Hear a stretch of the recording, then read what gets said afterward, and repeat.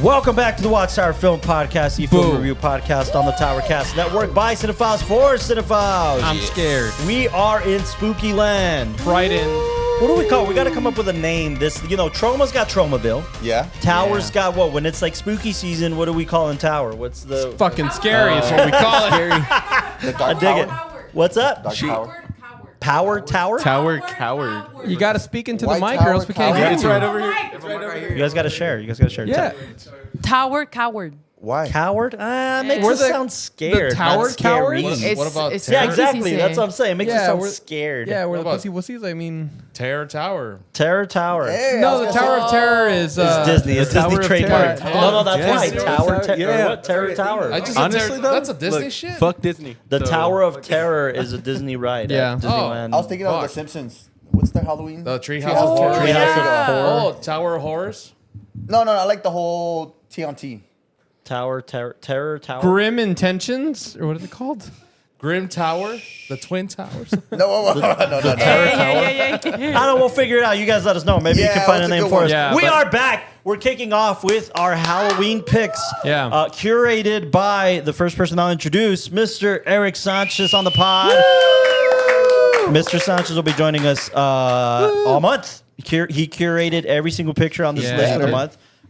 And before I introduce the film, My I got to man. introduce everybody else in the room. Miss Megan Tavar. Make sure we're looking good on socials. Yeah, and she's got a very nice drawing of Nosferatu. Aww.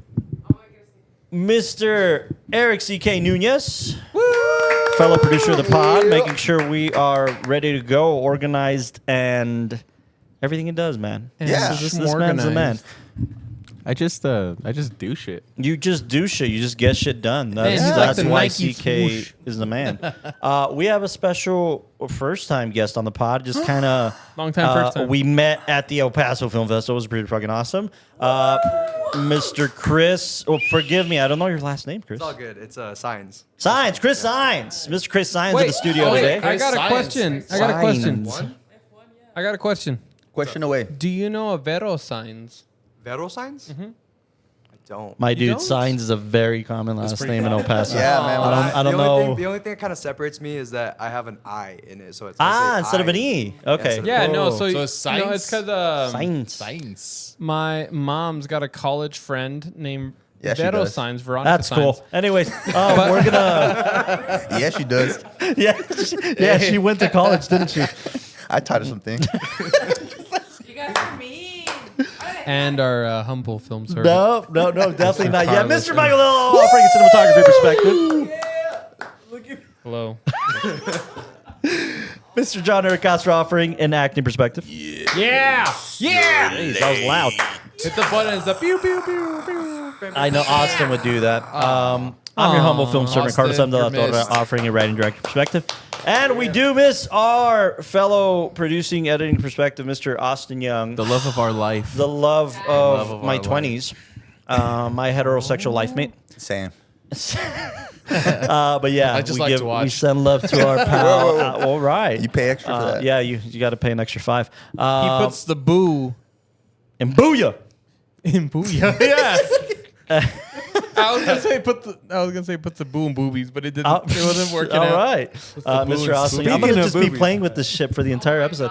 No.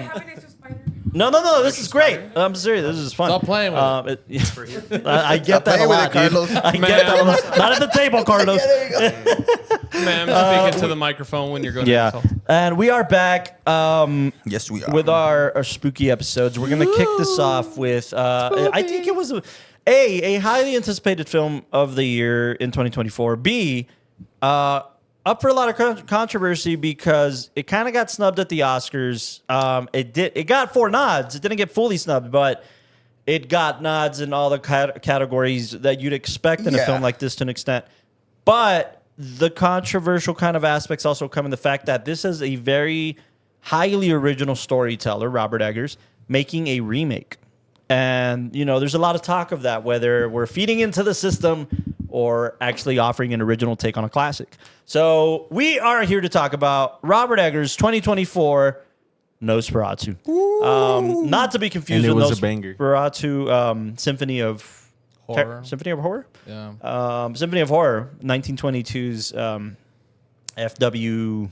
The classic. The director, FW something. F.W. Griffith. Who's the name? Who's got the name, guys? Director of the original 1922. She's not like Yeah. So, anyways, but yeah, this is a new take. Yeah. And it's not like if this film hasn't been remade before. It's been actually remade several times. Yeah. All throughout the 80s, and then there's technically fellow alumni of the pod.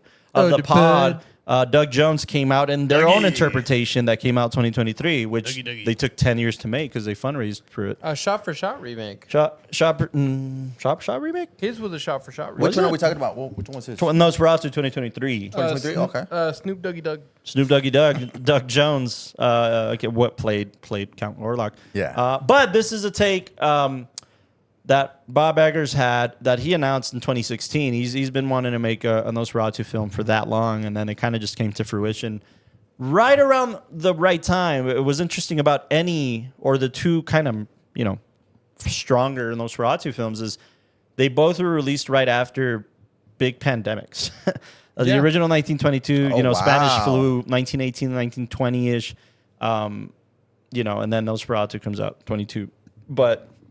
And then this one comes out 24 right after our pandemic, if you will. Wow. So, and it kind of alludes to that, right? Both pictures talk about, the rats and the spread of plagues and, that kind of stuff. So I think there's a bit to unpackage in this film.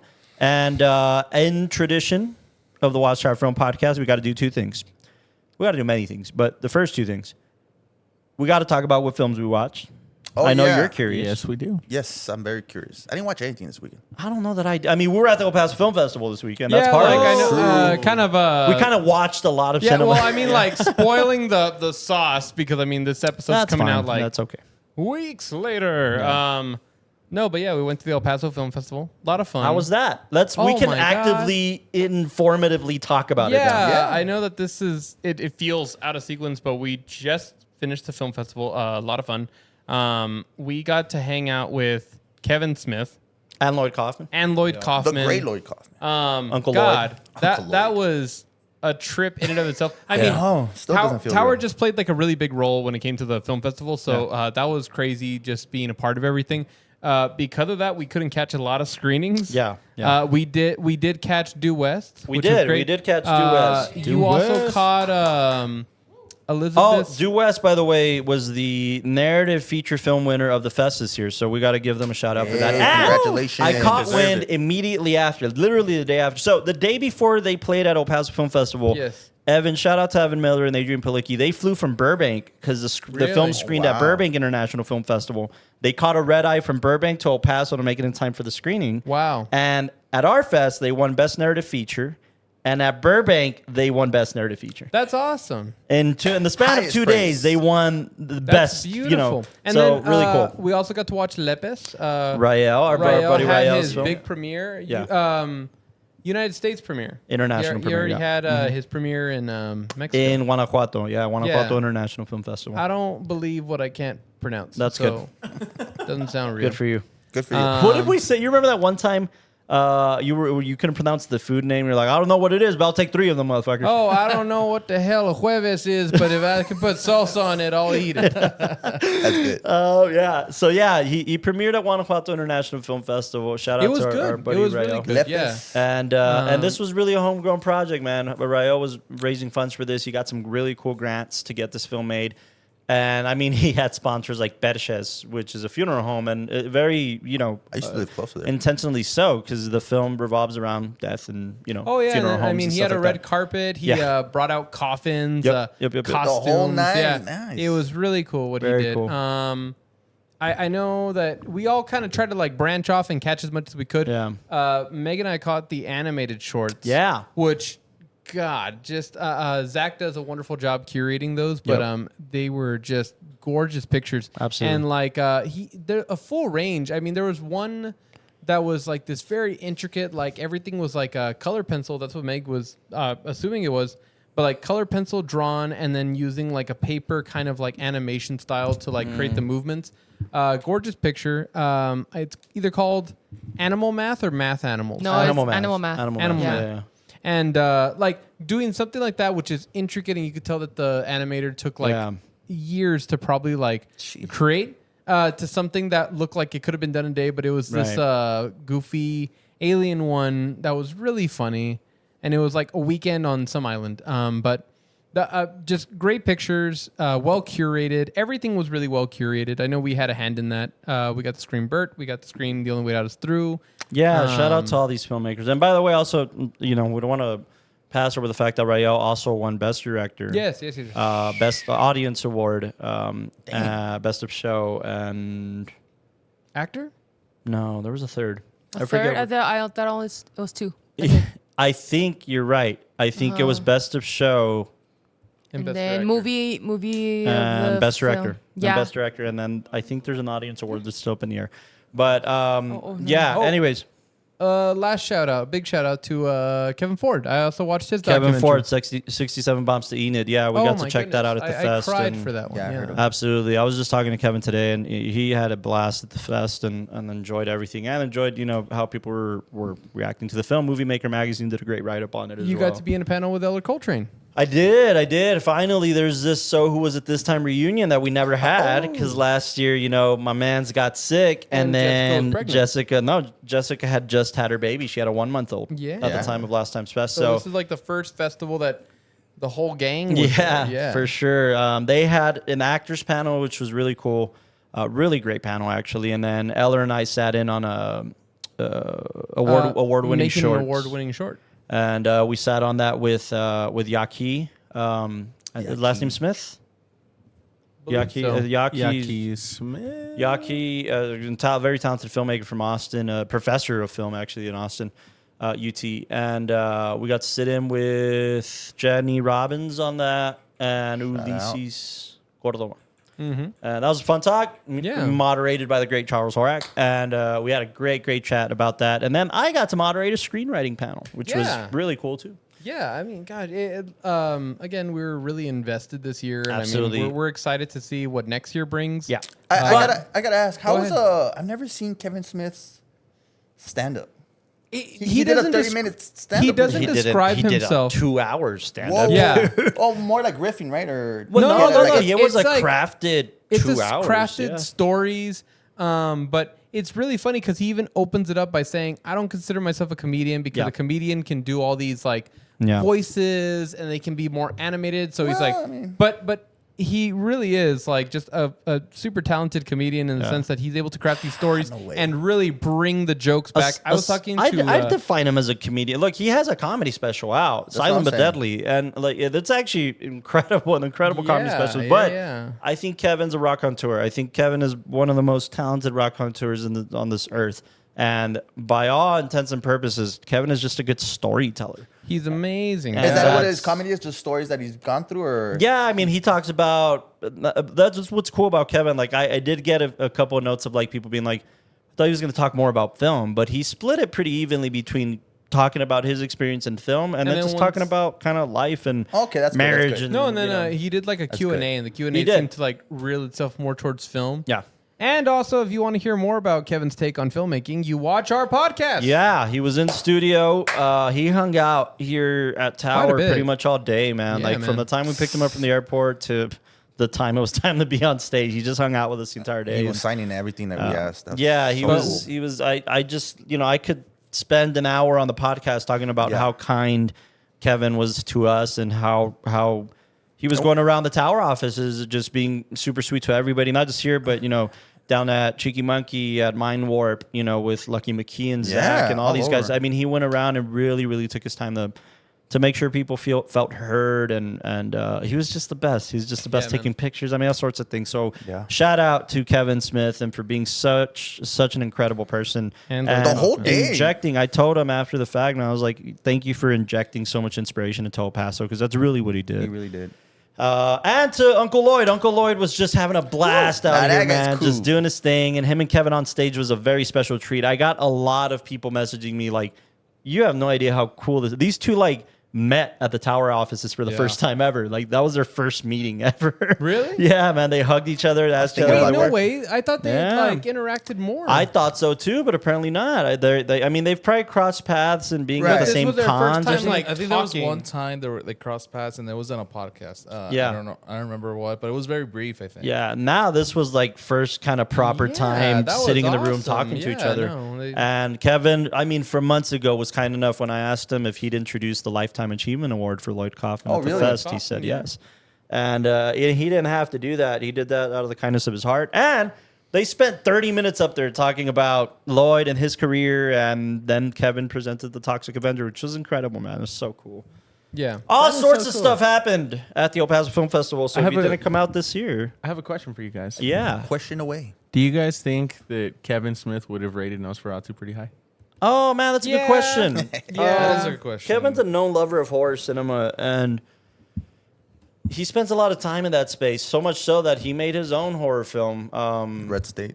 I would say Oh, that's not a Tusk, horror actually. yet, Tusk. I mean, Red State's Chasing alluding Amy. to something like that, but definitely, Yeah. definitely not Chasing Amy. He, Yeah, he it's made hunting Tusk. down Amy. And I think when he made Tusk, he wanted to kind of explore that space a little bit. So, and he got to make it with the father of the lead actress of the film we're talking about, right? He got to make that with Johnny Oh, Depp. yeah. Wow. Oh, I thought you were talking about the other kid. Justin Long? Yeah, I was no. like, Justin Long? No, Johnny No, Depp that's is the child. dad of Lily Rose Depp, which plays Ellen Hunter Really? in Hutter. I'm sorry, in Nosferatu. That explains the The what? what?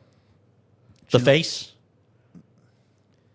All right. She has a Yeah. hint of Johnny Depp. Anyways, great time at the Hash Film Festival. There's pictures and videos and recaps already posted all over the place, and then go see the Kevin Smith episode. That'll tell you more than we Yeah. could ever even Yeah. try to express on the pod. But Also- lots of cinema was seen Oh. at the El Paso Film Festival. One note. We finally dropped our One Battle After Another. We did promo. spoof. Go check that one out. Super Like, fun. comment. Super fun. Yeah. We're here to talk about Nosferatu. We're here to kick off our spooky month. So, in very WatchTower podcast tradition, the curator of the pictures gets to decide who goes first in their ratings. So, You have a lot of people to like pick. first and or last or whatever order Yeah, you go want to ahead. go in. Everybody's got their number, right? I think we're just gonna I spitfire. think so. I think so. Okay, I got let's my just all spitfire a number so that way we can get into the episode. Yeah. All right, so me first. You could choose whoever you want to go first, if it's you or if it's anybody else. All right, I'm curious to see what you thought. This one's going to be a firm, but got some wiggle room to move. 7-8. 7-8. All right. I disagree, but Which way? This way? You could go next too. You want me to go? all right, fuck it. Let's go this way. I'm gonna give it a 9. 9. Wow. Yeah, Wow. it's just it looks gorgeous. So It does. I just It does. love it. It looks like a painting come to life. Every shot is just beautiful to look at, and like the horrificness and blasphemic of like the imagery in the Yeah. movie was just fantastic. You know. I'd say we'll have some conversations about cinematography. This film lost out to The Brutalist for cinematography. I haven't seen the rules, Oh, so I can't compare. So we'll Brutalist have is to gorgeous. chat. It is gorgeous. This okay. Yeah, we'll chat. We'll chat. 9. 9. yeah. 9. Yeah, Not me. 9. 9. Just because it takes place in Germany is not. Yep. Just I am expression. leaning closer to about an 8.3. Okay. I'm at an 8.3. Wiggle room for sure. I think this is gorgeous, man. Absolutely gorgeous picture. I like agree. I do think it has a lot to say about what it's trying to explore. And it's one of those commentaries again on like the monstrous nature of humanity.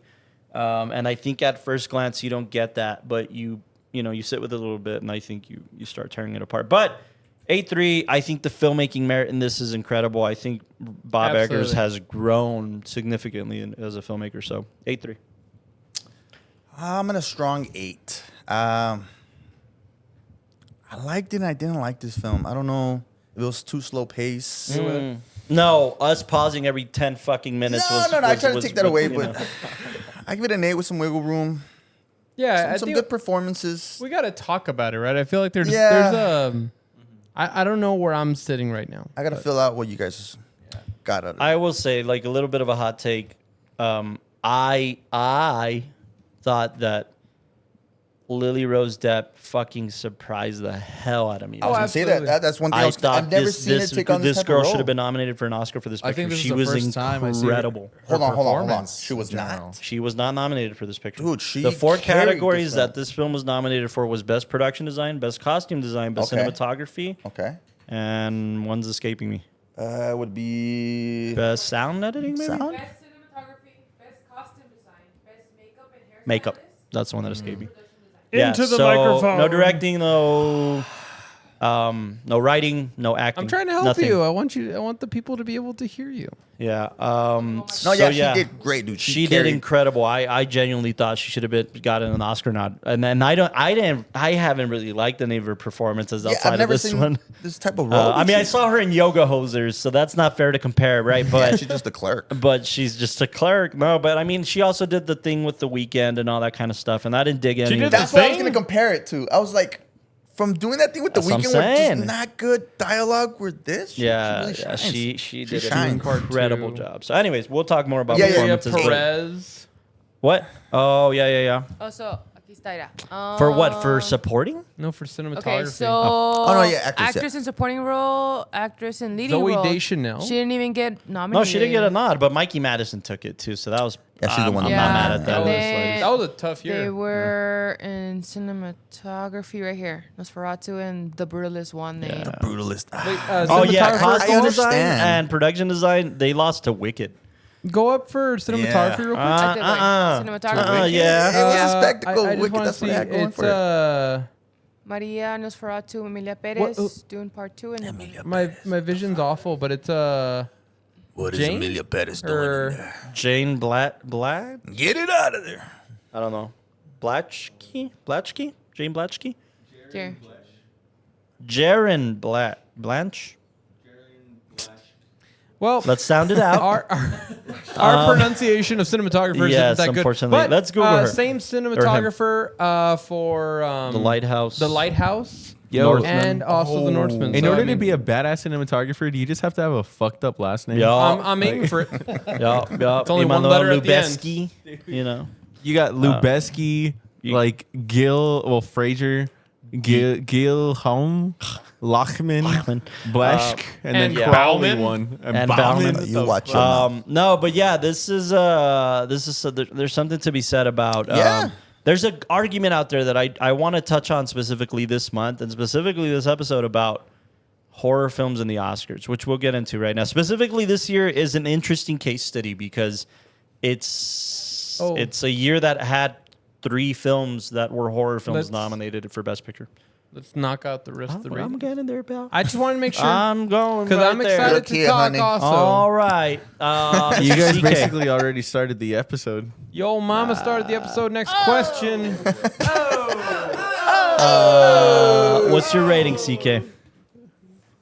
7-9. 7-9. But it's a very flaccid 7-9. Oh, very flat. Kind of like Count. 7-9 flaccid. That's not bad. Hey, bro, if there's one thing I learned in this movie, that shot was probably the only time that he was flaccid. This Oh, dude absolutely. was locked in. He was- honey packets up the wazoo. Oh, absolutely. He was hanging something. He was hanging brain. I mean, my man's was like, you know, he wasn't hung as a moose, but he was definitely acting he like was one. peeking. He was peeking. And yeah, 7-9. Fair. Mr. 7-9. Chris, you got to screen this with us. What's your rating? Honestly, I would say like a solid.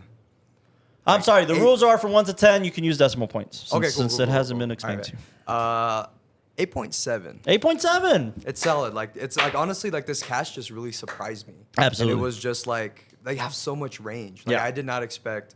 Like, excuse me, I forgot her name. Lily Rose Depp. Lily Rose Yes. Depp. Yeah, I saw Lily The Idol, Gladstone. and I thought it was Pretty bad. pretty rough. Yeah. So Right? just from that to that is just it's insane. Also, shout out to Chris because he was involved in the Open House Film Festival and was running around with a cameraman, getting all the BTS and helping out and just being a good dude at the festival. Shout Chris out. is your Shout camera out, man. plug if you Get guys ever need some. it. He's got his own company, Cosmo Media. Nice. Locked in. Cosmo Oh, wow. Media. Cosmo And Media. that's how we met thank you. Chris, like via the El Paso Film Festival and Mr. CK here, who's known him for quite some time. So, Nice. anyways, 8.7. Meg, Megathief. close us out here on the ratings. Oh shoot! What's the right don't answer? Attack me. Don't Yeah, attack me. what's the right answer? A 10. I'm sorry. 10. I Wow. love 10. You Dude, loved I was it. like, at first I was like, I'm so invested, but I was so locked in that I shut up. That's how. I was like, yeah. I was like, yeah. That's I'm a good like locked in. Can I ask a question? No. What's up? Okay. No, what's up? That's usually how it Do you, goes. do you cheat? Nah. Yeah. Yeah. Yeah. No, is the horror genre your preferred genre for films? Like, is there a bias towards Anybody.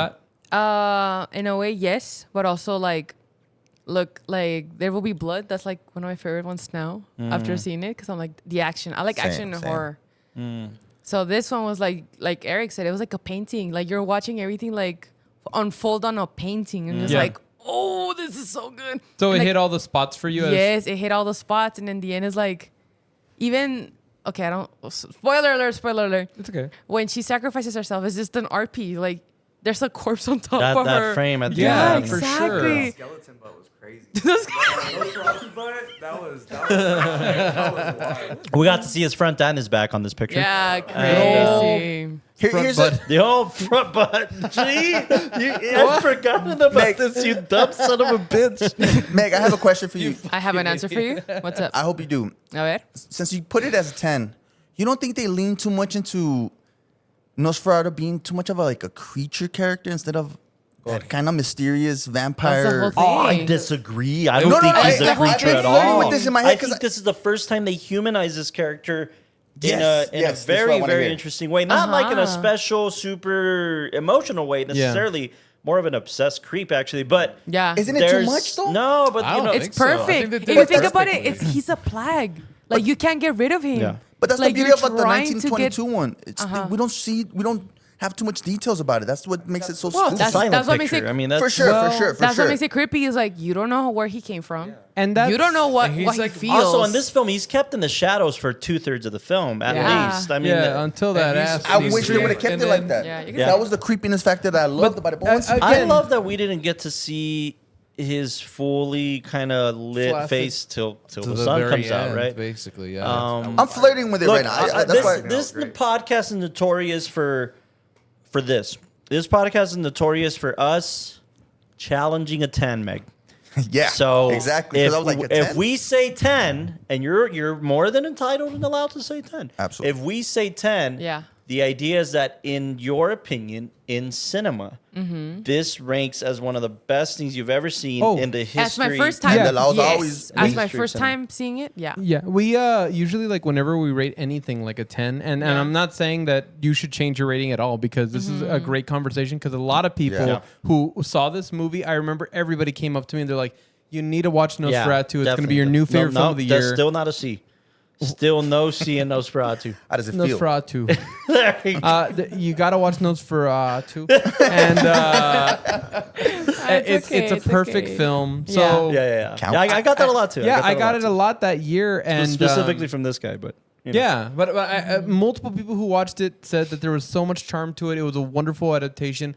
Yeah. It Whenever, was. but I was just gonna say, like, so don't feel like you need to change your rating at all. No. I won't. With Don't worry. us, I won't. whenever we rate anything a 10, we're usually saying it's gonna go on a list of films that, like, if you could only have 100 films that are saved for the rest of humanity, rest of humankind, you need to watch before you die. It would be on that pantheon, that list of 10. So whenever we rate Yeah. anything a 10, it's like, it doesn't matter how long humanity goes, this film needs to survive. So you Exactly. feel like this would be the film that you would put in the vault. And Yes, first impressions are most important. It's so cool definitely. that you're Yes. saying like this is my first. By the way, aside from this motherfucker, nobody had seen this thing before. So like we're all first Exactly. timers. It's like our first time seeing it. Yeah. I've seen like clips of TikTok like you have to watch it. Yeah. You have to watch it. I'm like, I'll get to it. Be I'll get honest to with it. you, I was the opposite. Like any clips I'd seen, the word of mouth was important to me because cinephiles I trust would tell me to watch it. Yeah. But there's nothing about the marketing about this picture that I cared, like that motivated me to see it. It was marketing itself like I'd say any other horror film. Yeah. Which saddens me a little bit because Robert Eggers has a wonderfully established voice when Yeah. it comes to having a cinematic auteurship. Yep. Yeah. Especially like after The Lighthouse. I mean, he had it with The Witch, but after The Lighthouse, I felt like he was really leaning into these vintage settings, moody cinematography, exploring these characters that are All of almost his films ethereal, are period pieces. yeah, and it's wonderful. They're gorgeous. So I feel like as a well-established voice, I would have hoped that they say like from the minds of Robert Eggers and what he's crafting next. But this one was like, get your spooky on, and like, you know, I think I mean, all I look, remember. this was also a rough time, I think. And I think that the last it was brutal. 3 years, it's been hard to market a horror film. I think what brought horror films back to how to market a horror film was Terrifier. I think Terrifier did a yes, good most job to like definitely. bring to the forefront, hey, this is what you're getting. Not like, you know, this film was marketed the way every horror film has been marketed for the last 5 years, maybe. Boo. It's these darker sensibilities, these gothic sensibilities, and that's kind of all you get in the trailers. And You stuff know, like that.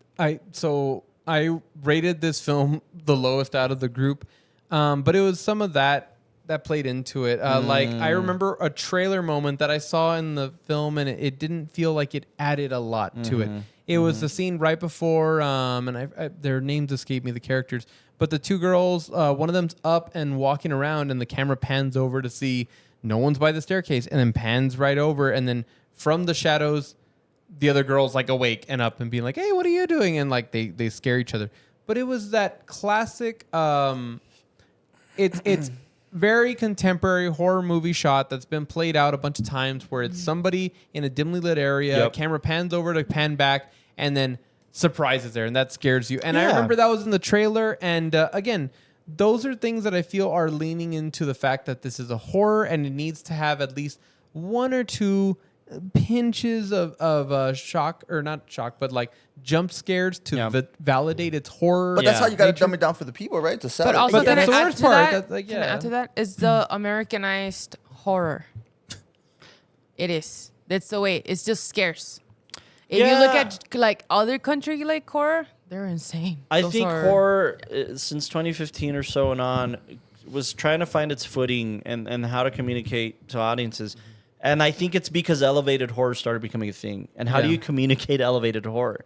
It's hard, but I think it's a good segue into what horror is becoming, because I think everything, and you guys know my opinion on this, everything from like 05 to like 2015 was bullshit jump scares and or paranormal shit. But sometimes it was fun.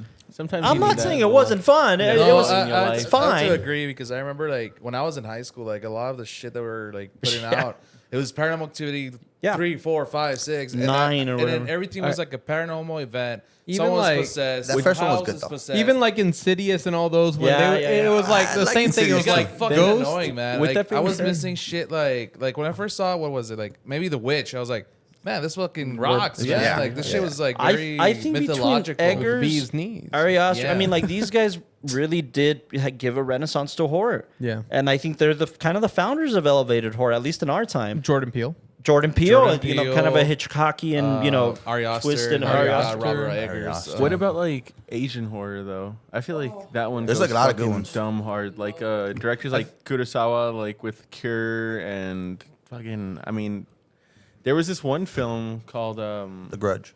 No. It was something about a family. About like it was like a mockumentary about a family where like one of the daughters died and they're interviewing the family ABC style. I But- think it was called The Family. was I it could be because wrong. was it the one with the mom where It's at the camera at the end. Is it that one? No. No. This one was kind of like it's you watch the whole film and you get this eerie sense. There's just something odd about it, and then it ends and you're like, why do I feel uncomfortable? Yeah. But then you look over like essays and stuff like that of it, and then you see that the mom was always hunting over. So throughout the whole Right. entire film, the whole situation was like she was just the eagle, even though she was playing like the innocent. It's very interesting. I mean, I think that's the chilling thing about elevated horror. I think more than anything, it made you get out of your skin a little bit, and not in the traditional horror sense. I think in a way we hadn't seen since like Rosemary's Baby.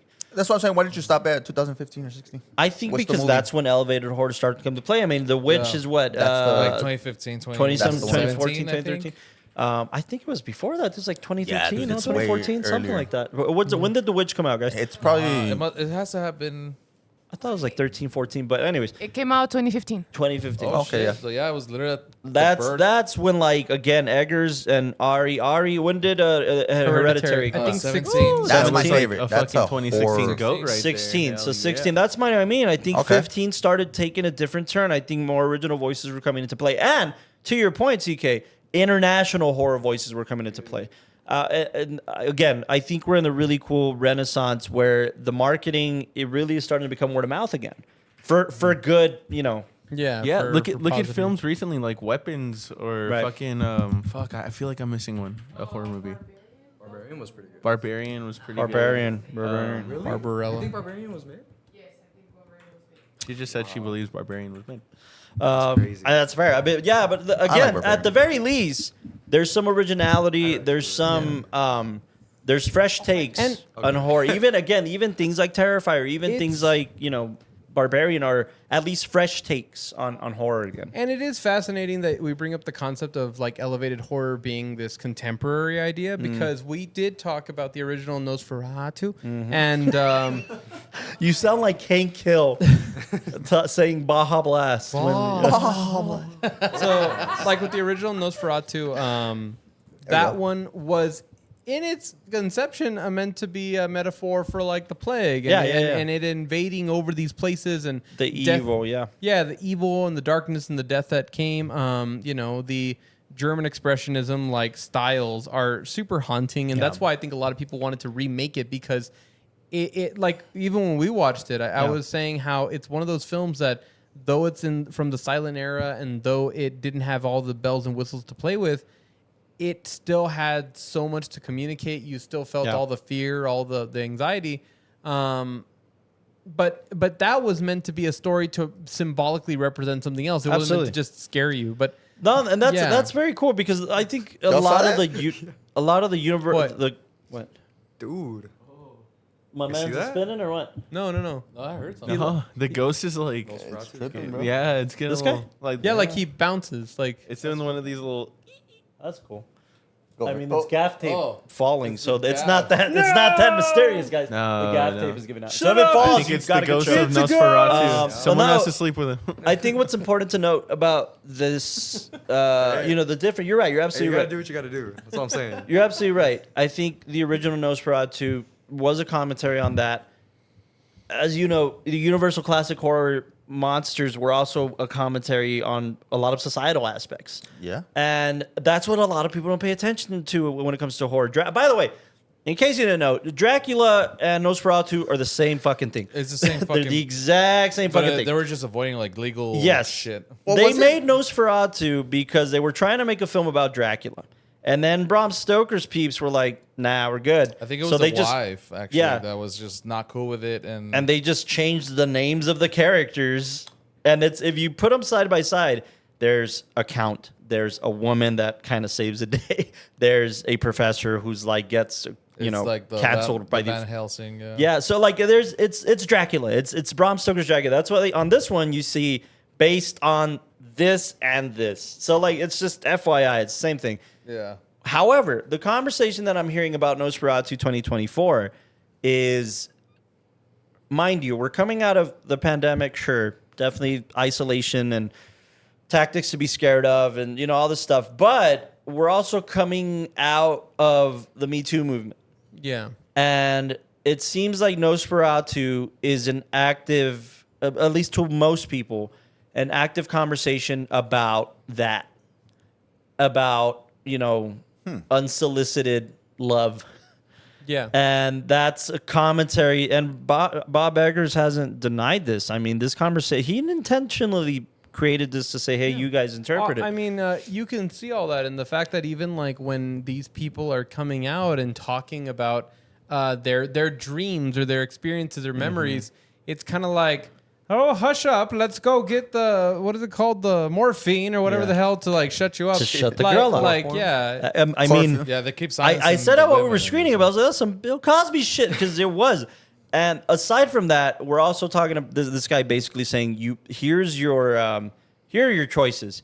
You either submit yourself to me or I'm going to ruin your life. Like, This is a direct commentary. I know on, he's asking for consent, but like forcefully, like Exactly. you have to consent to me. And again, this is, the monstrous nature of humanity, right? This is what a lot of horror films do. And I don't know if we've ever really put a definition on like elevated horror, but I feel like the whole concept, whenever we describe something like what makes a horror film like let's say Paranormal Activity different from like an elevated horror, it's saying let's use the themes of horror or like similarly we've seen in other films using the theme of comedy as just like a foundation so we could have a bigger conversation, something absolutely. that goes beyond it. And We call it elevated horror, but again, people have been doing this since the inception of horror. Yeah. The Invasion of the Body Snatchers was about the war. I mean, Dracula, Frankenstein was about it's civil using rights. a safe Right. platform, a safe genre that people Yeah. feel like if let's say you had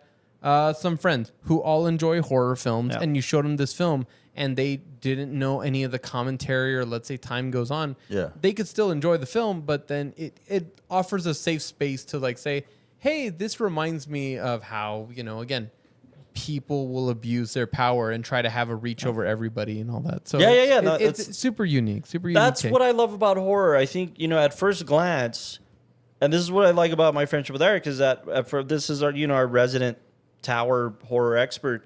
And what I like about our friendship is that we know that the genre goes deeper into the conversation. And a lot of people see horror for its face value. But like when Eric will talk to me about a dramatic film that I'm raving about, he'll see past genre.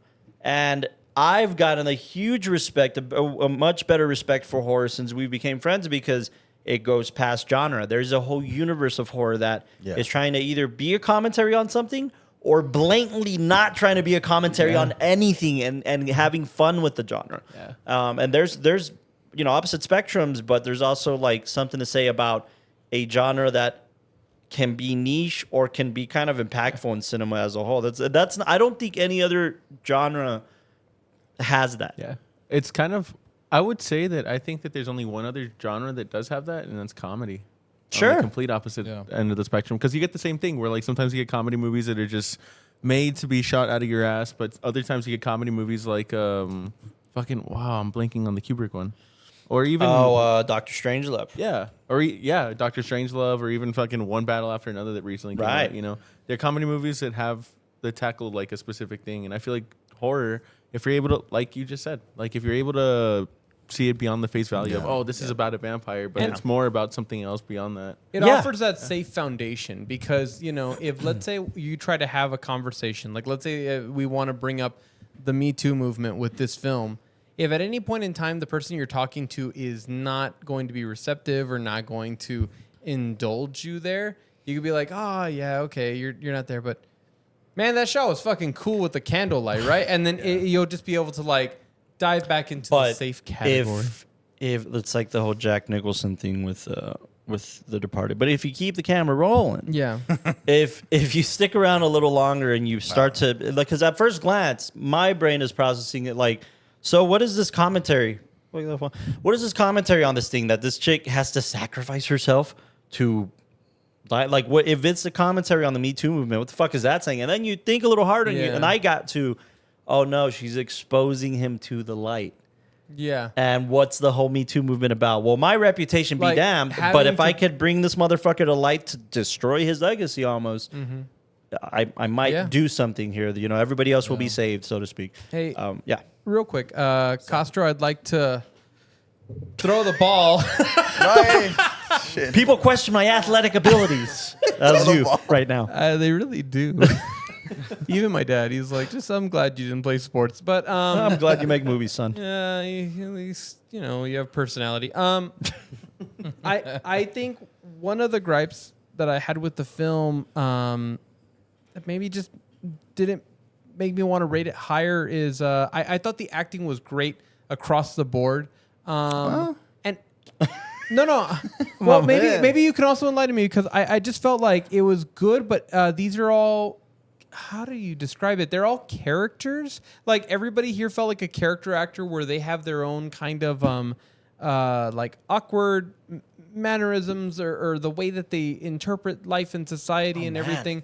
And they didn't feel real to me, I couldn't fully connect with any of them. I had to connect with them in a story aspect. Okay. But the actor themselves did not bring me to connect with them on an individual front, if that makes sense. I felt a distance. Like, I almost felt like when you watch like a play and you're seeing characters that are all fictional in their little fictional situation, like, it just, to me, something about the performances, I was having trouble. You don't think it was kind of like an interesting mix of going back to the silent films and then kind of like the new era? Maybe, because also I feel like the fact that a lot of the dialogue was antiquated, like that's a barrier.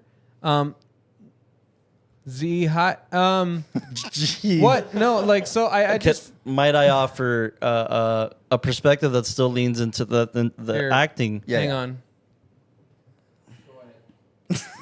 Might I offer this perspective? Yeah. I think it's super intentional. I think It that is. it's a pretty great magic trick that we're gonna put a woman as the unconventional hero Yeah. and say, hey, you're not gonna guess it. You think the dudes running around with pitchforks are gonna be the dudes, but really it's the this girl who woman that started off saves the day, crying. but subtly, right? And we're gonna make her look crazy, and we're gonna make her look like she's not doing anything. And by the same token, we're gonna show all facets of how this individual reacts with women. So, like, the facet of him affecting a family, 2 little girls and a wife, and how that affects the male when Yes. somebody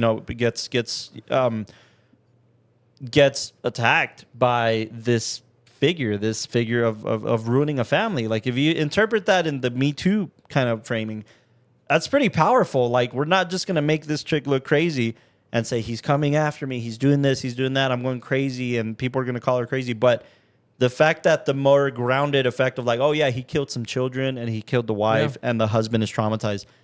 I mean, he affected the woman, he broke a family.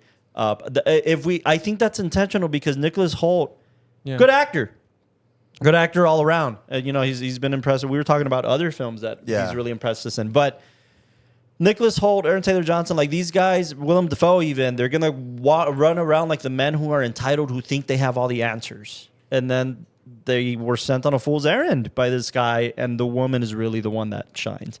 I think that's super intentional, man. Like, before they were going to cast Lily Rose Depp and Nicholas Hoult, they were going to cast Jamie Lee Curtis. Stay with me here. They were going to cast Harry Styles. Harry Styles was cast actually already. Wow. Harry Styles was going to be the Nicholas Hoult role. No. And then he dropped because of scheduling conflicts, but the woman was going to be Anya Taylor-Joy. And Bob has worked with her before on The Witch. Too and close stuff to like the that. witch, I think. But The VVH. so what I'm trying to say with that is that Harry Styles is a pop sensation. Like, he's a face. Like, imagine, I think they made the right call here. You know what I'm Absolutely. saying? Yeah. To have a lesser known face, if you will, as a leading But still with man. some experience. But 'cause- still with some experience. He's 'cause got to Harry play the Styles role. would not pull it off with his eyes. Castro, They like, just need... oh, I'm sorry. No, go. No, how did you feel about like the performances? And I mean, it's an ensemble that needs to come together to tell a story like this. It can't be told by one single character. It's all of them mixing together that creates this complete nose. No, yeah, I really like Willem Dafoe's character. He's the scholar. He's Absolutely. the one that knows like everything. What's his name? Taylor? Aaron Taylor? Aaron Taylor Johnson. Did also great. It just It's really good. What I was talking about, Lily Rose is the one that really stood Oh, really stood out. absolutely. Yeah, she was so performative. And I mean, And that's what I was saying, like, about the silent era. Like, you follow her, like, through her eyes, right? Through little small gestures. I say that a lot, but she really does carry it through this. she impressed me when she had that whole line at the beginning of the film where she was telling her husband about the dream of, hey, we were having our wedding and we were there, but then when I looked in the crowd, everybody was dead, and then I was happy. And it's this odd mix of emotions of Ethereal. like you're trying to like find this joy or this pain and understand it. Yeah. And she gives you every expression on her face in like a matter of seconds. And it's I mean, I- talk I about went into carrying a this lot of weight film- with your eyes, and Yeah. she Yes, really does pull it. absolutely. I went into this film expecting to hate her performance. spooky. I think that's the reason why I didn't go watch it. Because I was like, okay, she's not somebody I'm... Nepotism. This isn't something. This is It daddy's definitely girl. creeped in Absolutely. for sure. I was like, that's Johnny Depp's girl, Yeah. daughter. I might pass on I'm this good. one. Yeah. No, I agree. I went into this thinking I'm gonna hate this fucking performance, and But after this performance, I gotta go back to her. that to monologue, work. man, that monologue when she throws down the dishes and she talks about how this. I was is gonna what say he's that my one dad. stood out a little bit more. That shows her range. No, I was just saying, at least for me, it stood out because of its subtlety. Like, I just felt like For sure. that really shows her talent as an actress. Obviously, in the when she's throwing things over and like saying like what's I guess like what is the right thing to do in this situation. Her performance, I mean, physically and Her deliveries. There's deliveries, it's incredible. when they're riding in the stagecoach after the funeral, and they're like, "We're gonna do this, and we're gonna go and pit. You know, we're gonna light some torches, and we're gonna go out, and we're gonna find Yeah. this." Yeah, kick him and in she's the like, dick. "Let me come with you." And that's almost like, "No, woman, you have to be kept safe."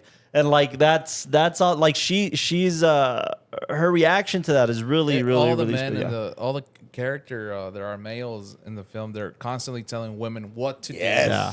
and everything. And then at the end, what saved them was that of her own free will, Yeah, she yeah. submitted to not Those performances Orlok. have to do that, and I think that's those subtleties. I almost applaud the men more for their subtleties in this film.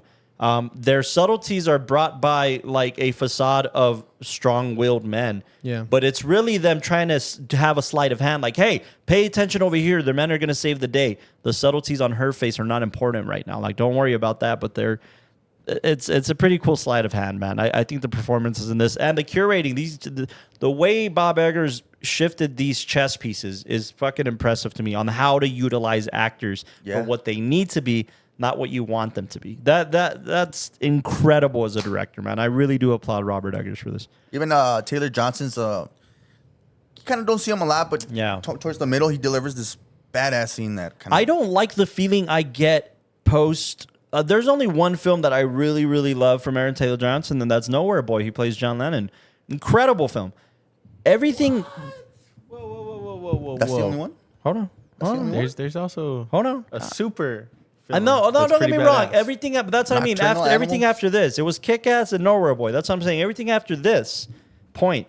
Okay. He was making weird decisions that I didn't really follow. I didn't really care for, and I liked him in Kick-Ass, like Yeah. both Kick-Asses. Maybe I didn't like him in the second Kick-Ass as much. He was but, too old for that. But by the Second one. time we got to maybe Bullet Train, I was like, okay, all right. He's coming back. Where It looked like he took a back seat when he. Like, yeah, he just did. supposed I to mean, be it's a Brad little- fucking Pitt. Exactly, You take right. a backseat to Brad Pitt, but I'm like, all right, he's doing something again. And this thing, like, I mean, not in the face, but in the performance, kind of unrecognizable. For not having, I mean, he had a lot of lines, but I'm saying like his character really grew in the like towards the middle of the film. I was like, Absolutely. whoa, in that scene He did it. He did pretty incredible. when, And when he's looking at the coffins. Now, you can see him Castro- just slowly. in a situation like this, is this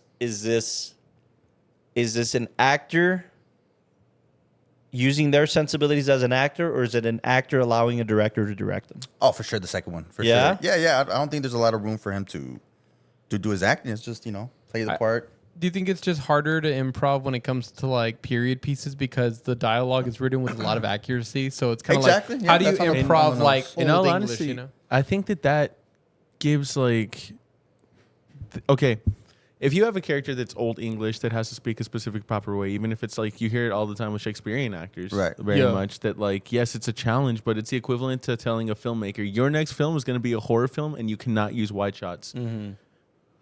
If you're not a good filmmaker, you're going to see that as a challenge. But if you're a very like passionate filmmaker, what You're you're gonna lean doing, in. you're like, fuck yes, get rid of the 35 millimeter too while you're at it, you know, because I- then it makes you like understand the tools Yeah. that you're using and figure out the language to tell it now. And I feel like when it comes down to being an actor, it's the same exact thing. Like now I have to stick to an accent, and now normally I would be like very spontaneous with the movement if I'm going from here to over there. But due to the times, No. how would this character move? He made a It's much choice. differently. He made a choice. For instance, like there is one improv line that's actually very intentional.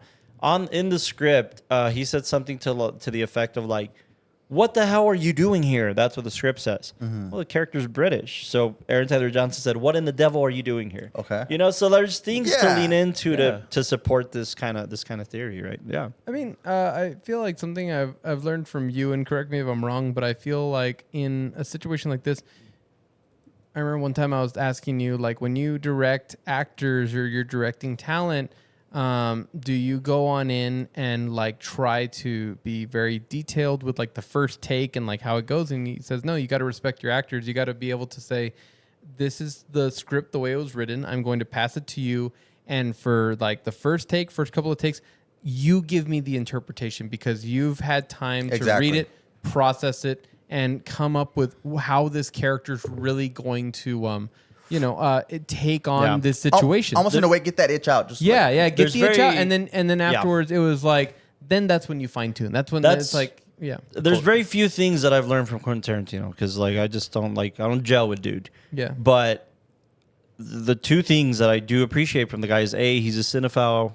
Crazy. Kevin Smith was telling us stories about his house and shit. Yeah, you know, I don't think there's anybody else all of the cinema. he'll file all of the cinemas. But B, the most important lesson I learned is he says you got to let the actors do their interpretation of it. And adjustment is the easiest thing in the world. And he learned that from some other director he admires. I forget who it was. And it was just like, he learned it from Harvey Keitel, I think, when he was like, let your actors do their thing.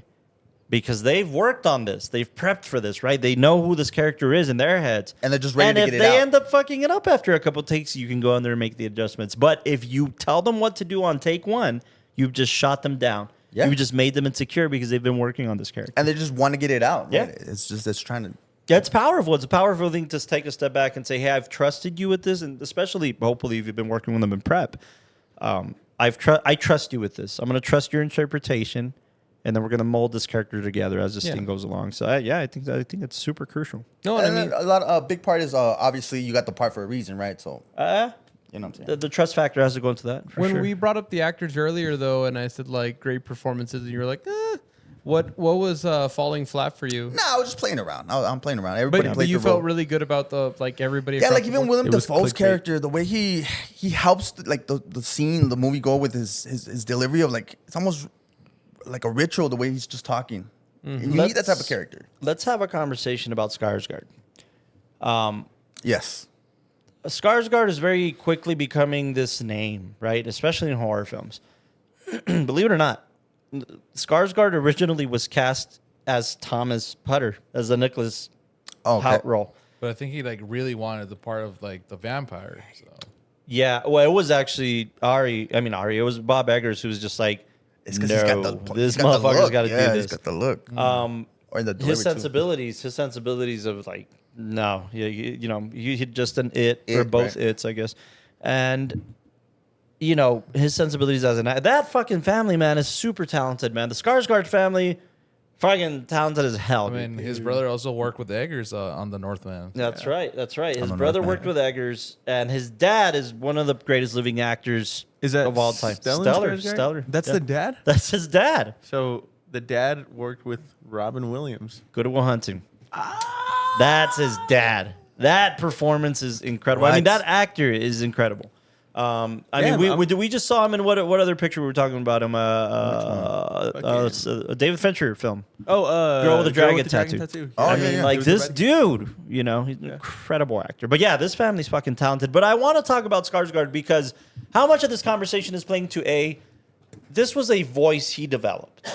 In fact, Bill Skarsgård worked with an opera singer to help him lower an octave in his voice just to get that deepness out. B, makeup. This guy was covered in 9 prosthetics just on his face. So how much of performance gets to be evaluated, supported, or enhanced by these other tools? Exactly. So if it's a tool to help the film, I felt like it was a little distracting. Oh, it was. What was?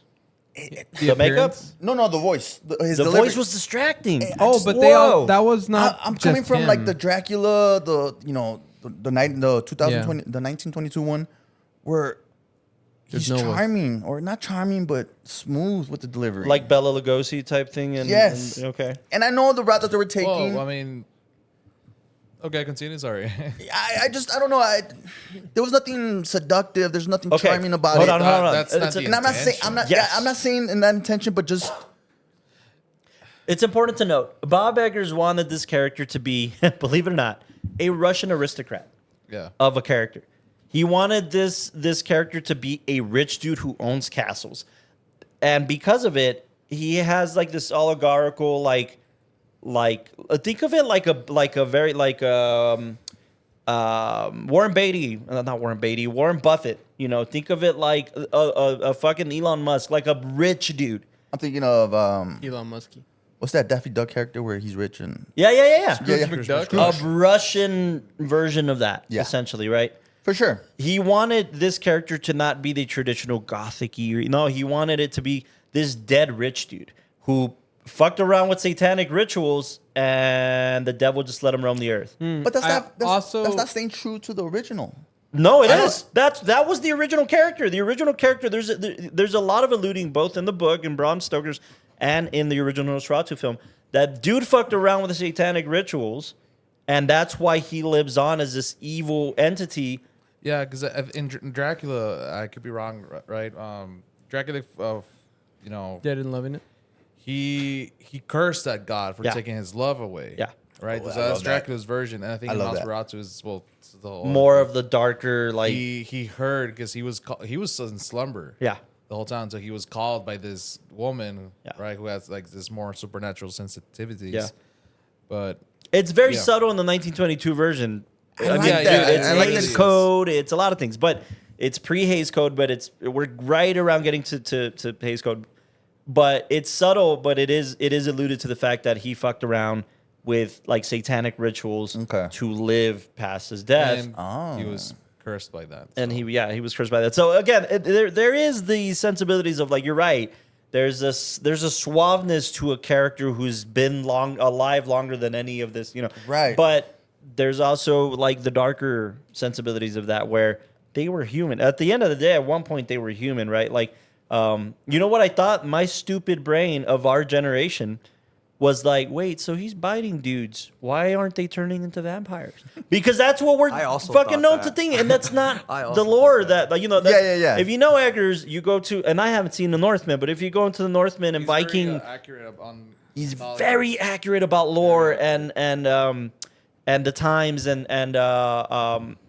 not just American Gothic but folklore. He's very, very, very anal Okay. about what does the folklore say about something like Yeah, this. like what was believed? How did Yeah. they think back then? Because now we could, keep adding to the imagination, right. But we're like stuck to their own imagination of the time periods Yeah. because that's why a lot of I think Scandinavian people were saying that our Northman was extremely well, accurate. the Romani, and, like, the gypsies. Oh, yeah. And he's like, oh, there's silly rituals of killing the thing. Why? Because that's also commentary on different cultures and what Yeah. they deem to be bad and good. And Like that's why I loved Midsommar because it was our Astor's interpretation of like, yes, there are these groups that are out there that practice these rituals and like there's like in his it was like sacrifices and Yeah. praying at certain times and doing certain things to elicit a response out of life. Yeah. And saying, sure, you could like say like, oh, it's just them doing their fantasy, but then the moral behind that was like,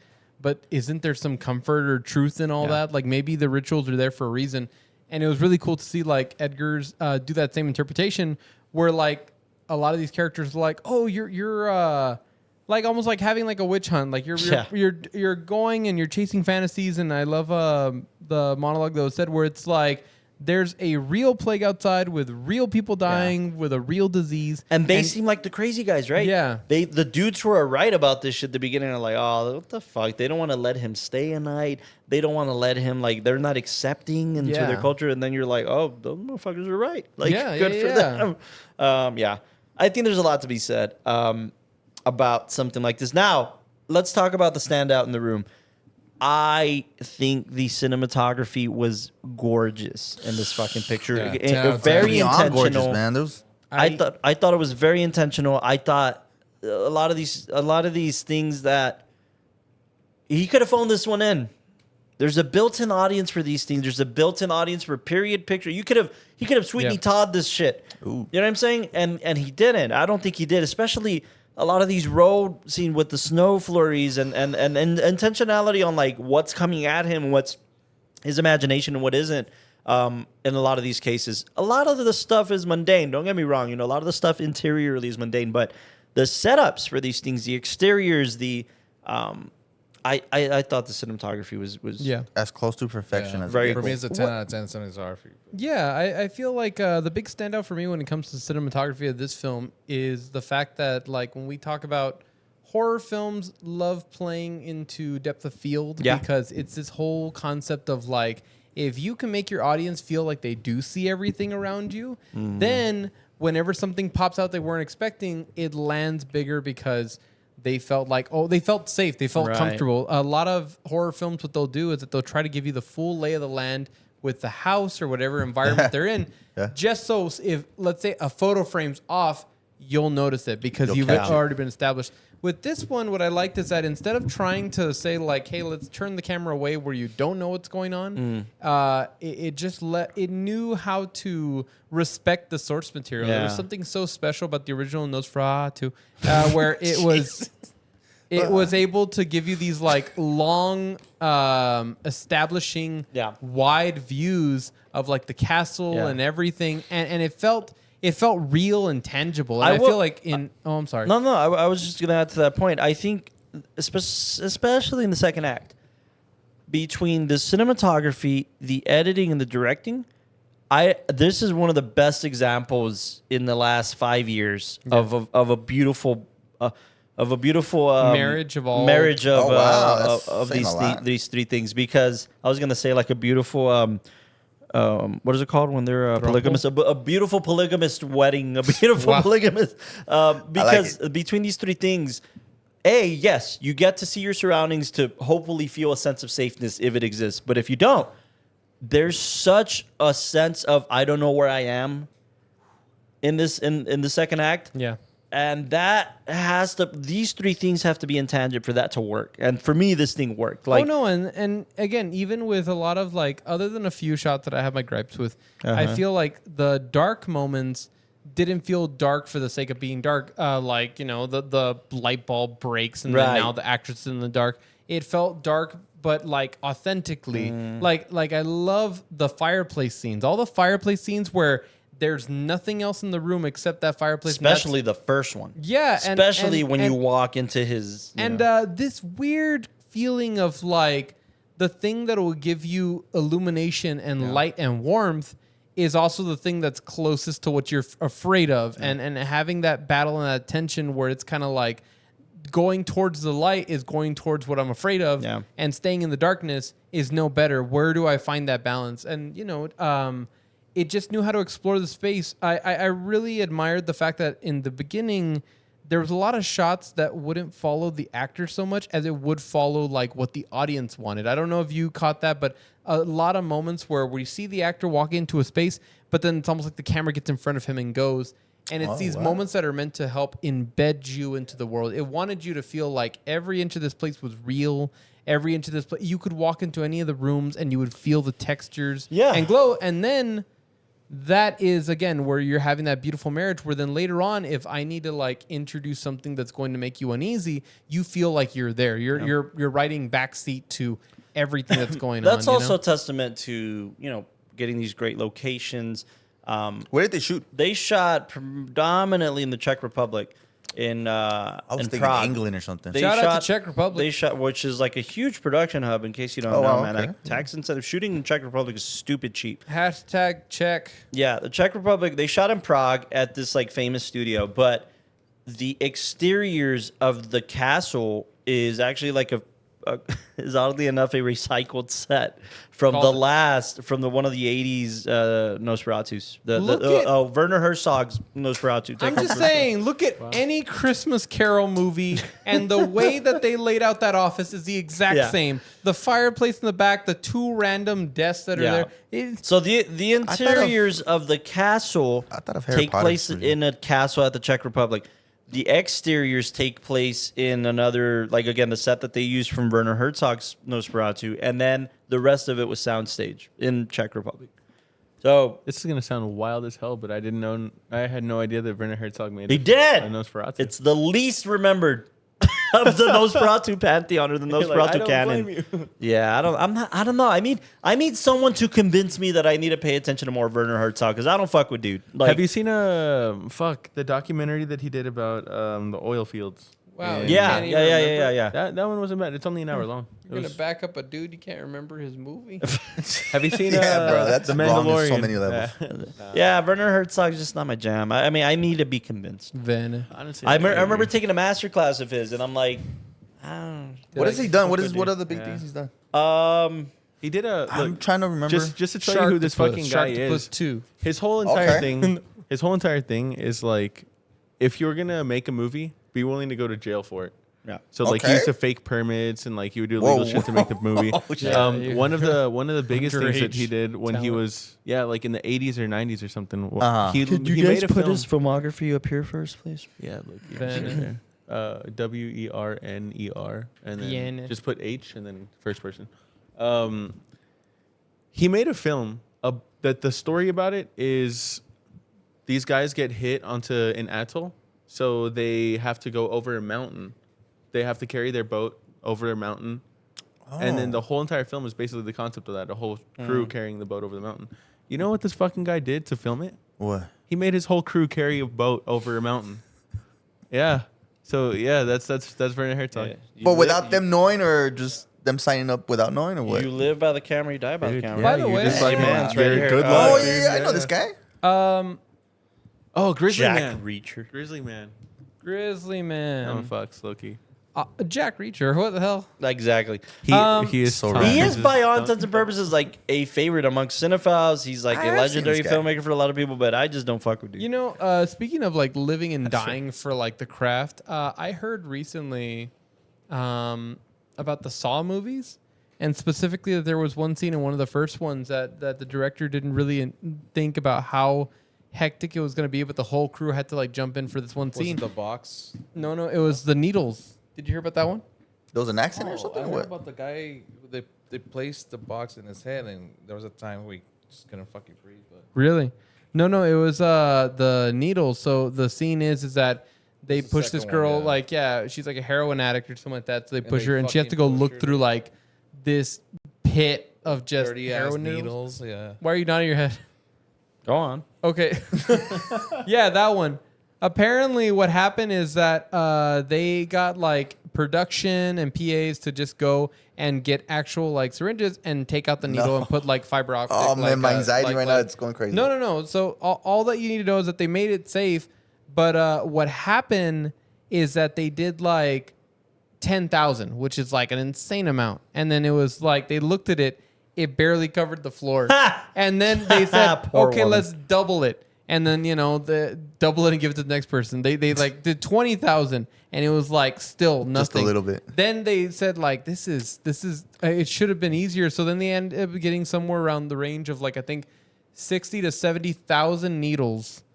1,000 and they had to get the entire crew to pause production so they could go and everybody grab a pack. All you're doing all day is just that so they could fill it up. They filled up this pit with like 60,000 needles. And then after that, they still had to add foam underneath. So that way it looked like something when she fell in. Like apparently that scene, as short as it is, took an entire crew Jeez. just being like, Well, by the way, Okay, by the let's same go. token, about 100,000. 120,000 see, syringes. even that. Oh God. This film, Nosferatu, by the same token, you asked earlier, they were not, in fact, CGI rats. They were 5,000 trained rats for Nosferatu. Jesus. And what's pretty crazy about it Simpler, is, A, the actors fucking did animal have to wrangler. work with these fucking rats. That's insane. Including Willem Dafoe, who did a scene by himself with 2,000 of these fucking rats. And B, though well-trained and had wranglers, these motherfuckers piss everywhere. Like, the rats are notorious for pissing on things to mark their territory. So it smelled like rat piss the entire What time. does rat piss smell like? I You ever can't wondered? imagine it's any good, Eric. Think of something you enjoy smelling, like fresh bread. It's not that. It's definitely the opposite of it. But anyways, yeah, Eggers was adamant about I will not use CGI for this. A lot of the things of this too is like rats are a representation of a spread of plagues and disease, right? They were the big symbol for like plagues coming over. They were, and there was even subtleties in that. While Nosferatu is notorious for having rats around him and being the representation of spreading an evil thing, the chicks had cats. And what do cats do? They Hunt down Eat rats and get rid of the problem. Also, fun fact, the metaphor really does connect with Dracula Nosferatu's character. Because If you guys don't do a reel of the many times he tries to say Nosferatu. yeah, we'll make it a drinking game. Yeah. no, but the parallel is that For which one? like Of the rat cat. Nosferatu has like the fangs, the little like teeth, and that's supposed to be like also like similar to like rats, where they have those strong like front teeth. I forgot what they're called, but that's what they would bite into people and leave that same mark. Right? Oh, It's a smaller version, but it's the same mark. Yeah. That would like spread the plague. I also have a fun fact. Go ahead. I think it's a fun fact. Isn't it the original Nosferatu for the 22 the inspiration for Joker? That is a I worst don't fun know. fact. No, I'm joking. I've never heard It's of the man who the laughs. actor, the actor, since he had that creepy. The man who laughs. That's the man who laughs. Is that The Man Who Laughs. It's a silent film too. Yeah. But Could you? Okay, not my bad, I don't know my this fault. one. you're confusing. yeah. I thought it was this guy. Yeah. Confusing your silent films. My bad. I will say this. Another fun fact and an A true one. inspiration to the 1922 Yeah. is that Bob Eggers thanks one piece of media for keeping Nosferatu alive in the 21st century. Atari. SpongeBob. Tubi. I heard this. I heard this. I forgot about this until I was reading about it. I'm like, that's Dude, true. The This motherfucker. Hash-Slinging slasher. That was the biggest thing No, it's during the for promotional thing about this movie because Yeah. all the fucking kids, all the Gen Z Yeah. kids, Scarred me. they were like, "Oh my god, we're finally gonna see a movie about Nos, Yeah. the character from SpongeBob." That- I'm like, that "Fucking episode- kidding me?" That Like, episode. That episode was like our fucking Yeah. introduction into fucking Yeah, horror. 'cause- Honestly. Exactly. That's crazy. And that's my point. Is What you about got to on see Thursday? you got to see what's the actor's name? Gosh, the original Hex. What was his name? Billy Jax- Walsh. No. What's the name of the original actor? Gosh, how many? Jax. No. Chris Brown. Oh, Oh God. Crap. Max Shrek. Max there we Shrek. go.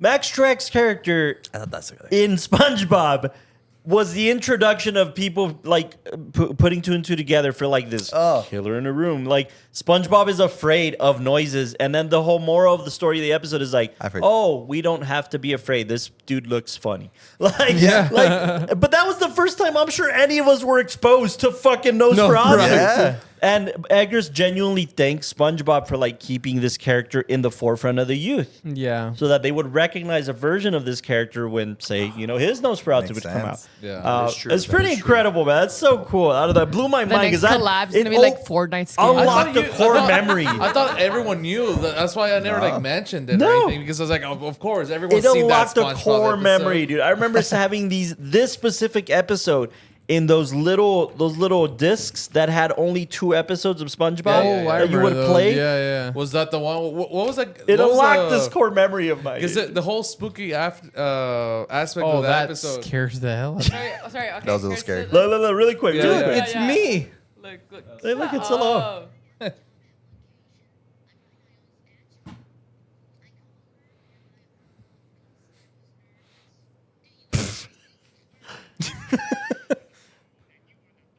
Who's that?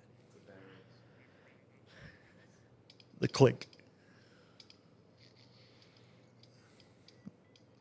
Wow, dude, I can't It's believe that, bro. Nosferatu. It's so great. Wow. Scarred. God, so cool. Scars guards. So cool. Any rating Directed changes by Yeah. fucking Ari Aster. for 2024? I gotta changed? get, yeah. Yeah, where you at? Up or down? In I give the toilets. SpongeBob episode a 10 too. Wow. Yeah.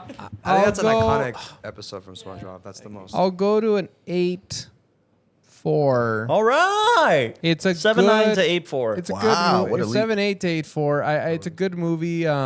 It's got a lot of cinematic merit. I think I just got off put by the fact that it is a remake, and the thing I was subtly mentioning to you earlier, and I don't really feel like I touched on the episode too much.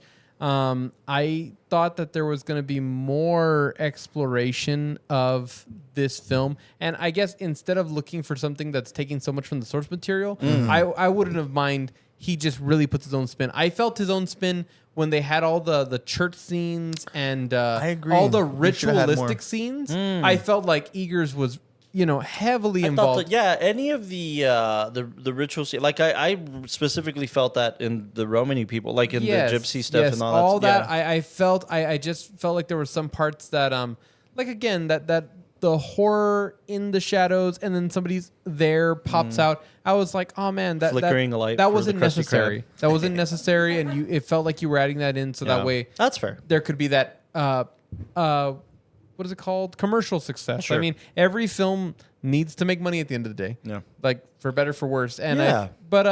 no, I don't want to knock it too much, and I'll even say it still has room to grow, but Yeah. I'll leave it an 8.4 right now. It's a very huge very leap. solid Huge, pitch. yeah. Yeah. Oh, hey, by the way, really quickly, just on the cinematography front, this is cool. I thought this was a cool little fun film fun fact. In order to get the snow flurries, in order to get the snow coming down, and They had to wait for white, the actual snow. They had to wait 6 months. No, Oh, as they whoa, were whoa, you almost had me there. They I was like, shot in what? March. Almost They're not tweet. going to wait 6 months.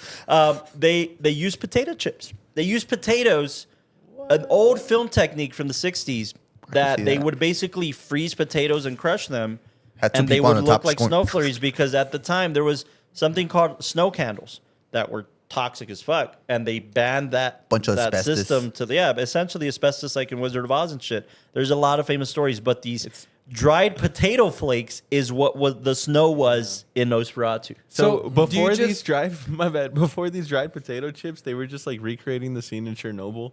Like the Yes, ashes. exactly. No, but bunch of you know, ashes. he even refused to use CGI for that. Something that's very kind of been Mundane. perfected now to use CGI. A practical thing to use CGI for is snow. He said, no, we're going to use this 1940s technique. It must help, yeah. the actors when everything's practical. Like if Exactly. you're walking through a set and there's a bunch of rats and you have to like act like a plague's around. Oh, absolutely. It helps you get so immersed. So I can see something like The only thing that it didn't help our fellow actor Nicholas Hoult do is that apparently in one of the meal scenes, he's eating a meal. They told him, "Hey, it's gonna be ice cream. So you're just gonna be eating ice cream. It doesn't look like ice cream. Like in the scene, it's not ice cream, but you're gonna eat ice cream. So don't worry." Well, they failed to tell him, "Hey, we decided to not do that. So we replaced the ice cream with lard and food coloring."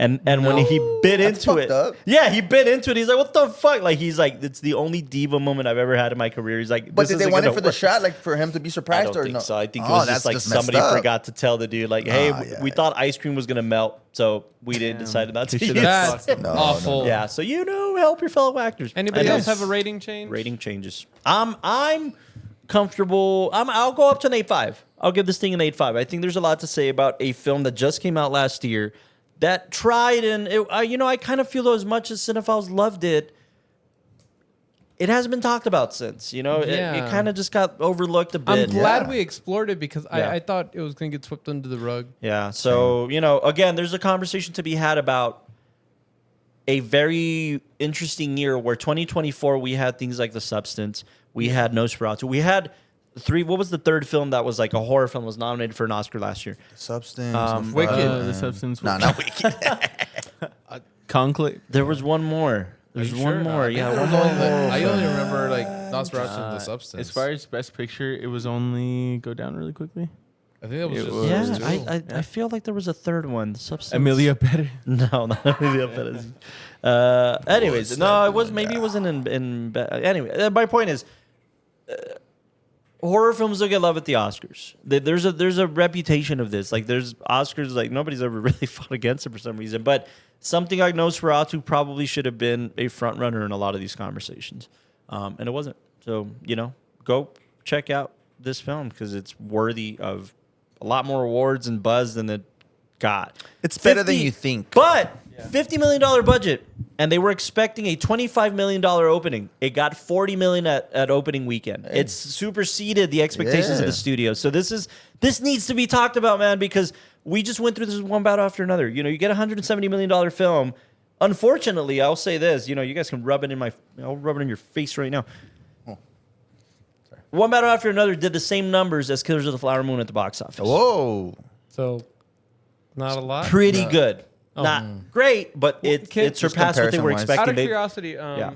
Can you look up what opening box office was for One Battle? Okay. 22 million. For One Battle, the 22 million. for the move. Wait, for the Oscars, it was The Substance, the Nosferatu, and then Alien. Alien. Oh my god, That was Romulus. Yeah, Romulus. Yeah. Oh, Thank you, Meg. Yeah, that I knew think there was a I think Romulus got a lot for set design or production Yes, design, it probably. was production design. Yeah, Yeah, but that- anyways, One Battle opening weekend was 22 million. It was 22 million with a budget of 120. 170.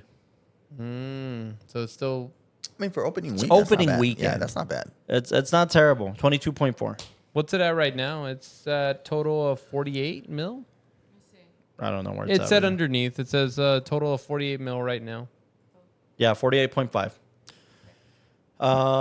still- Again, not terrible. Not terrible. It's I mean, again, and also, you know. I love the fact that like I've been seeing a lot of people who do go in other Yeah. cities and they're going to the IMAX and Yeah, it's this is why something like Nosferatu needs to be talked about. Something like One Battle needs to be talked about because it's original ideas. Though a remake in a lot of the senses, one of them's based on the book, the other one's based on a film and a book.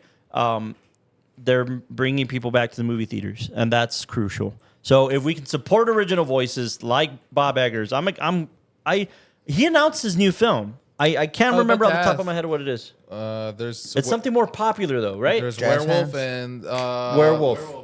labyrinth. As That's well. right. He's doing his own take London. on the Universal Classic Monsters. Really? He signed up to do at least 3 of these guys. 'Cause He's this gonna next do thing- Tom Cruise's The Mummy. No, What? That's not even the right actor, you jackass. No, Tom Cruise did The Mummy. No, we didn't. No, he did. What are you talking about? Like It's a- 2016. Wait, look up Tom Cruise Yeah, Mummy. it was bad. Yeah, it's It was terrible. bad. It's- And then it was look up an- Tom it was Cruise the attempt Mommy. to do the Universal Monsters universe. Yeah, they Yeah, tried So to it's do. part of the canon? No, There you they- go, see? They, Oh, they gosh. fucking Yeah, it bombed. They were trying they to abandoned do the a. shit out of this Yeah. whole thing. They were I trying bet. to I do would an have to. 50% on Rotten Tomatoes. The only It was trying to be an decent- MCU. Yeah, it was like- trying to be Gosh. MCU, but with the monster. Well, it seems like Eggers is flipping this on a script and trying to do But it by yeah, himself. like, because However, I'm all we for have that. Guillermo del Toro's fucking Frankenstein Frankenstein. coming out Which- this year too. Which, by the way, I Frankenstein. kept hearing I kept hearing mixed reviews, but I was like, I don't think Nicholas Stout, I think, stars these in are it not also, getting right? it. What? It's it's Jacob Elordi. I There's thought Jacob Nicholas Stout was in Elordi, it too. And then I don't know. Anyways, yeah, but you're right. Eggers announced that he wants to do his take on the Universal Classic Monsters. So far, it's because a lot of people were asking because it's been a while since we've gotten a vampire movie. I even Yeah. said like, oh well, A good Nosferatu's vampire coming, but this is a fresh take. It's not bullshit Twilight where like the vampires are hot as fuck. Right. This one's disgusting. It's Yeah. a corpse, Yeah. basically, a ghoul. And now he's gonna have his take on werewolf. On werewolf. But it's called were, like Yeah. I'm German. so down for that. Where?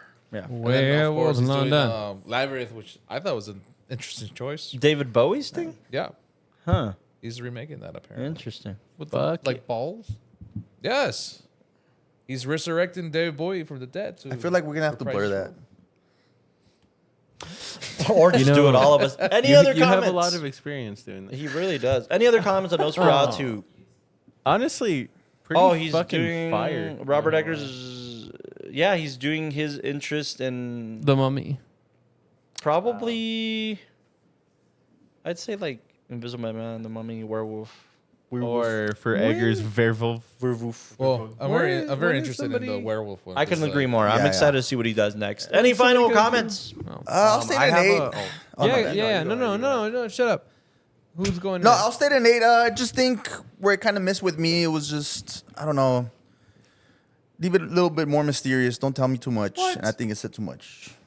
Gave a little too much. Yeah. That it was too much, like Too like, much. serious?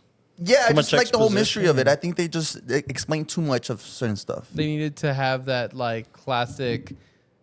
I think like what makes any creature feature or like monster movie great is that you, the audience, are always unsure of the facts of the monster. So you Exactly. make Like them what up they, yourself. what they Your look like. imagination makes it up. Exactly. Yeah. And yeah, That's what's I missing for me on agree. this one. I agree. This one was very like, I don't know, No, not I on the thought it was, nose. I thought it dig was it. perfectly like. It's good. It's good. I think, No, I no, No, think but, it like, was when it like comes to the more along the lines mysterious- of like performative in the first movies because like that's what it was. Like it was You had no films choice. being. Yeah. You was had a no silent choice. film. It was a Yeah, Yeah, silent it was film. all like Yep. performance. There was no And like Max Schreck. there was no like Yeah, what's the Shrek word like fucks. like mystery behind Shrek it. is love. So, like, this Exactly. one wanted to. I feel like it wanted to dabble a little more because it is And like it needed a mysterious to. character. And I understand it needed to. I'm just too much. That's You fair. think too much? Yeah. I don't know. That's a hot take, bro. Any rating changes? Eric, I Meg, honestly, I would rating change it probably. I'll go up 2. So like, what was it, 7? So I'll go 9. I'll go 8.9. And I want to Damn. highlight. Honestly, can we go back to the IMDb real quick? no. The Simon McBurney, the side character who was like the crazy guy. I Oh, think like, yeah. his Knock. character was honestly like underrated. That was probably my like his The right it hand was, My side. favorite and it's cool not talked about. camera movement of the film. Yeah, Which When one? they're like sideways, he's like in the in the chair. chair, and he's the like camera and will- the Oh, camera goes. yeah. That was cool. Oh yeah, to like shift the power into him now. That was cool. I thought you were gonna bring up the pigeon. I, I love think the that pigeon was part. like the most what? like Whoa. gut wrenching part. I of actually it. like the ritual. Hey, part. we didn't get enough boat, motherfucker. I'm a little What do you upset at mean? that. You We got did. the fucking. It's you a whole missed the other movie. No, half. I saw I went back and saw those no, things. Nah, no, But was we not didn't that get Nosferatu on the boat like the original. What do you mean? Yes, we did. Eat that guy. were and gone, bro. Make people vomit. yeah. We're gone. Also, No, you did miss one. He big- Madagascar'd it. You know how in Madagascar they add Yeah, the and they're in a box. and everything. You know. Yeah, yeah. Yeah, Well, he that got was the mad. original. That's how Well, the you original. wanted more boat. I wanted more boat. there's a whole movie called The Last Voyage of Dimitri. I'm on a boat. It's I gotta. Boats and hoes. no, it's not I- bad. I- I Boats and think hoes. it's I must Boats and admit, hoes. popcorn horror. Is I still don't know how It's the fine. fuck he got on the boat. I don't. He just was like awake one moment and then to he be just fucking fair, happened the, really. the first one doesn't explain Yeah, that either. same. Yeah. That's why I kind The of first ranked one. it. He just original. pulled up. Sorry, Damn. what were we talking about? How he got into the He got boat. on We the got boat. on the boat. How the box Don't with worry him. about it. Like, Yeah. it's, he's a sorcerer. Okay, he the brings whole time. plagues, and that's Even the on the thing. original one, they don't The whole explain like it's sorcerer not like a depths package that they construction. have No, to- but there's such. I don't know. When I think of the original Nosferatu, the thing that always stands out in my head is the boat scenes. Like when he's like, sure, in the box and shit like that on there, but like when he's like going all over the boat and shit like that. Well, maybe he's got other assistants that we don't know about. Maybe.